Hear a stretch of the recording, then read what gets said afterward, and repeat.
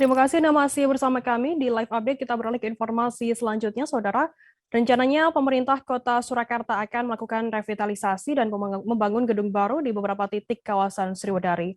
Penataan menyeluruh di kawasan Sriwedari, Kecamatan Lawean, Kota Solo akan menyasar sejumlah bagian. Tak tanggung-tanggung, dana yang digelontorkan Wali Kota Solo Gibran Rakabuming Raka sebanyak 200 miliar rupiah. Informasi lebih lengkapnya akan disampaikan oleh rekan jurnalis kami dari Tribun Solo, ada Agil Tri Setiawan di sana. Halo Agil, selamat siang. Ya, selamat siang, rekan Beda. Agil, bisa Anda informasikan bagaimana untuk konsep revitalisasi kawasan Sriwedari Solo ini?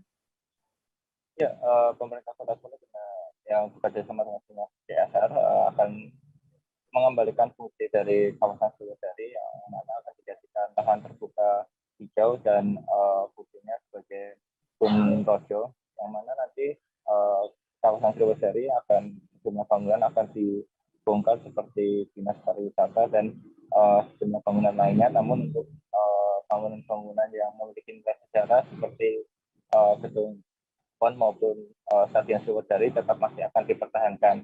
Selain itu, gedung yang dibongkar adalah gedung maksud kami gedung yang akan dialihfungsikan adalah gedung wayang orang, yang mana di gedung wayang orang tersebut akan dijadikan sebagai museum wayang orang.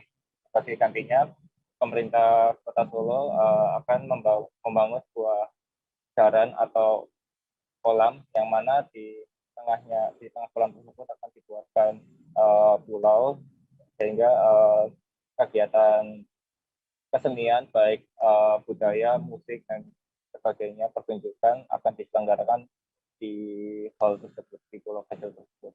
Selain itu juga di ruang terbuka nanti pemerintah Kota Solo juga merencanakan adanya mini zoo, yang mana nantinya masyarakat bisa berinteraksi dengan hewan yang menjadi koleksi peliharaan di kawasan Sriwedari Beda.